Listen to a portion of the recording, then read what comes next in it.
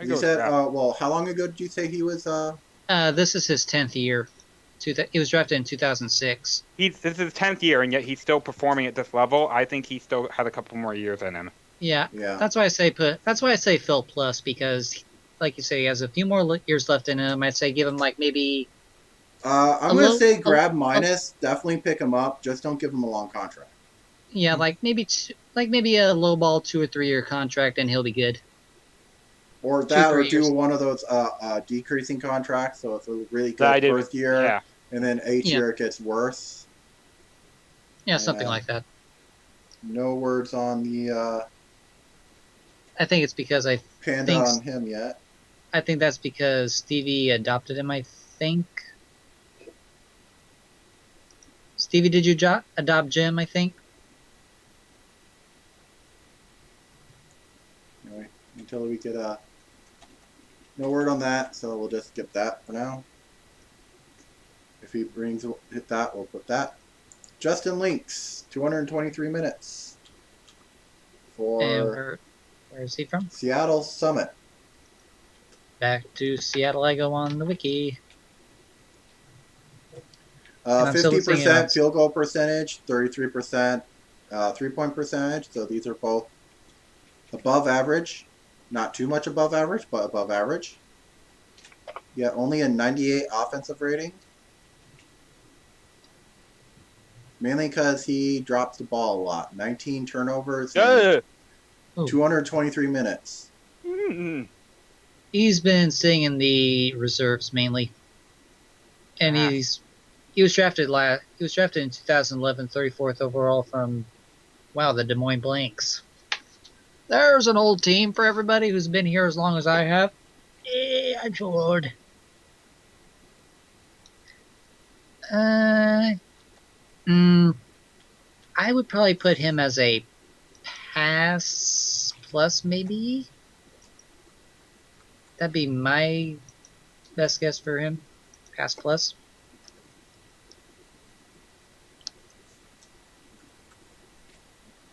Actually, no, I'll leave him as a pass. I'll leave him as pass neutral because, well, he might be worth exploring if you like uh, beef him up in his stats a little bit and work on him. I'm going to So go Phil simply because on Seattle, he was still actually getting a lot of rebounds. I'll go pass plus. All right, I'll stick with pass plus. He's good. He's still worth He's exploring. still worth it. If you can get him to just stop dropping the ball, he'll definitely be a lot better player. Stop dropping the ball.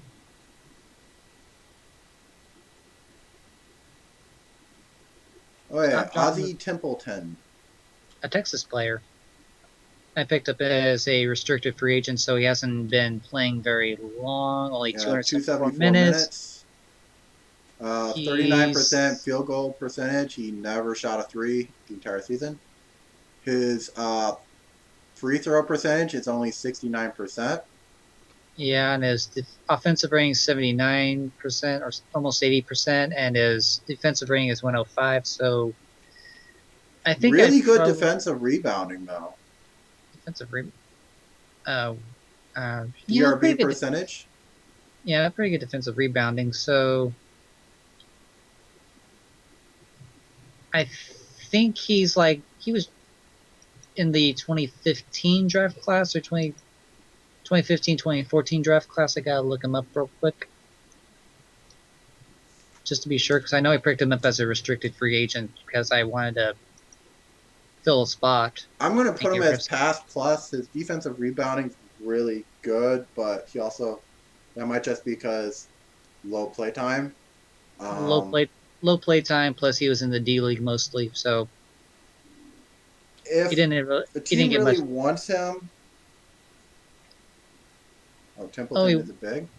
wait, no, he was actually he was drafted in 2012 and he was on Spokane, Edmonton, Tallahassee, Williamsburg, and then Texas. Apparently, he's a big, not a swing. So you got to treat him more as a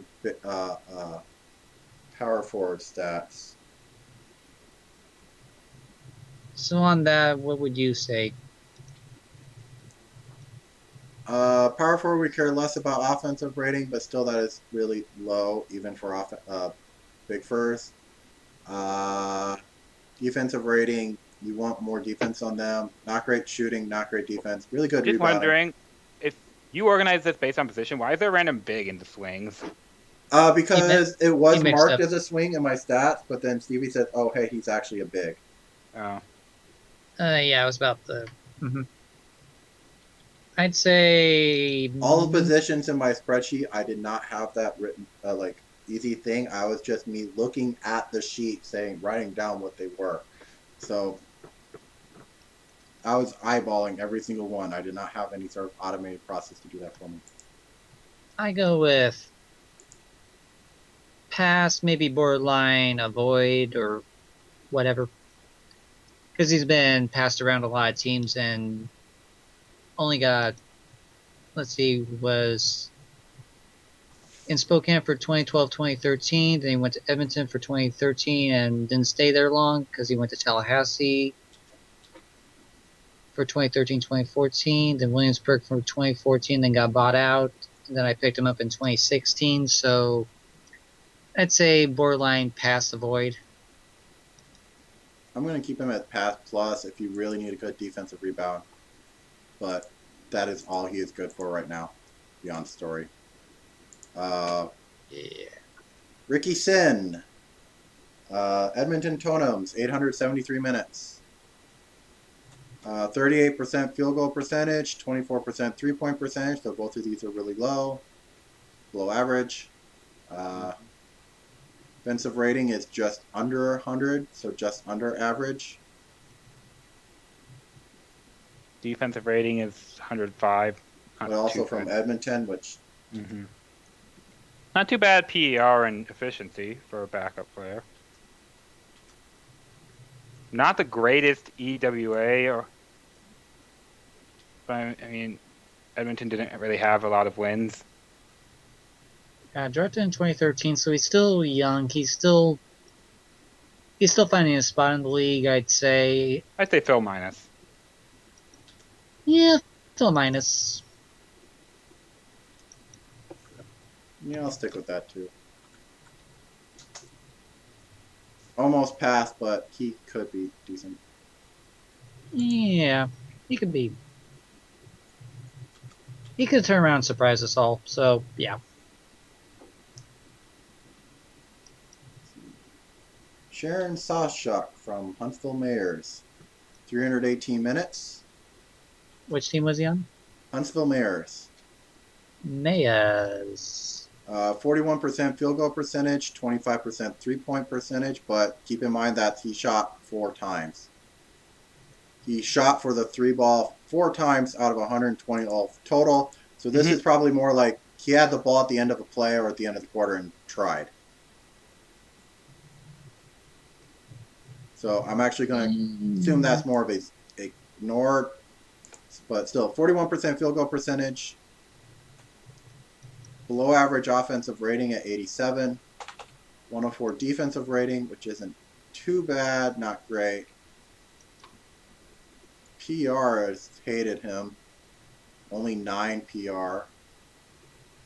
Efficiency not bad though.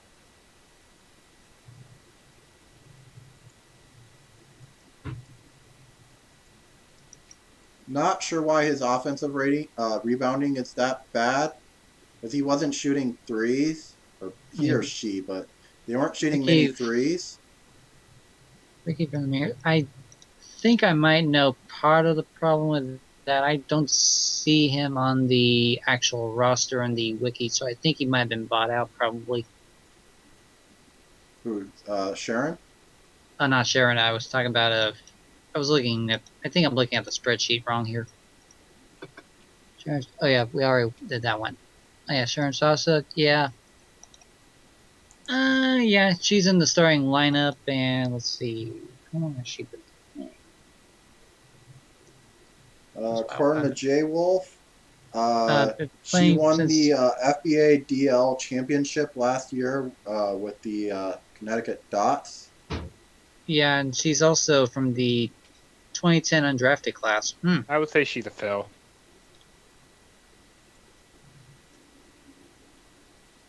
I'm gonna go And just more pass. Just not okay, enough in the stats for me to really want it, but yeah. and I still don't know why her offensive rebounding is below a lot of the guards, considering the fact she also isn't shooting threes. I'll put her as a pass, and also just for those of us who play Cards Against Humanity, she's a J Tiger Claw shooting guard. And that's it of these swings. Now we're on to the full forwards. Ooh, Anthony Boris right off the bat. Someone I knew from coaching Biloxi, actually. Yep, Biloxi 330 minutes. 47% field goal percentage. Never shot a three. Nope. Low offensive rating. Pretty good defensive rating though. Unfortunately, the wiki just has forward. It doesn't say, okay, are they a taller forward or a smaller forward?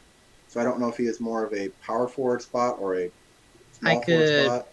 I could look him up and give you his height and let you know what he is, what his height is. No, I don't have that written down. I probably should have for this. But I can look it up for you real quick. Hang on. Just gonna get Biloxi Voodoo up. Anthony Boris. I remember he was also in Arizona at one time. He is 6'10", so he would be in the power forward range. okay, so treat him as a power forward. As a Yeah. power forward, a 19% defensive rebounding is. Ooh. Also, he was drafted in 2004, Oh, okay. So and he was a top 24 too. So that's something to keep in mind. He was number 11th overall, so in the top half of the 2004 FBA draft. So he's still pretty good for green Tasmanian, whatever he is. I think, yep, Tasmanian Devil. his stats are not impressive as they are, and he is over the point where he's going to start getting worse every year. So I'm just going to put him pass. Yeah, I'd say the same. I'd say the same thing too, almost borderline avoid, but I'll go with pass. If a team loves his story. Yeah. Brandon Drivas from Pittsburgh Keystones, another former Texas player that I know pretty well, who is 932 minutes, so pretty good. Pretty much all over the place. 12 starts, 16 backup, 25 bench, 4 to 5, 10 bench, 6 to 7. So he was on the entire lineup pretty much evenly. Yeah. 46% field goal percentage, so just under average. Since you know him, is he a bit power forward or is he small forward? He's more power forward because his height is 6'10". Okay. Offensive rating 91, so that's below average, but it's better than Boris. Defensive rating 103. And this is also his 10th year in the FBA. He was drafted in 2006, so I'd probably say if you want to give him like a low, like maybe low 3 to 2 year contract, I'd say maybe a Phil minus, maybe borderline pass plus.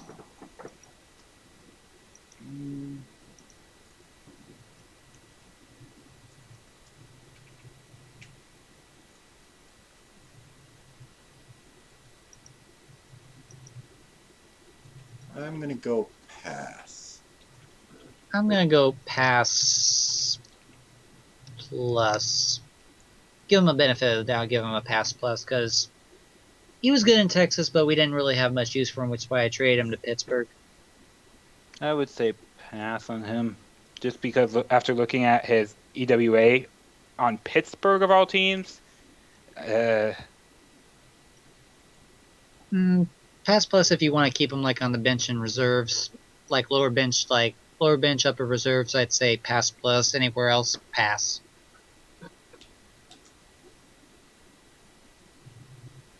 Corey Allen, San Jose Thrust. 510 minutes. And thrust we trust. 46% field goal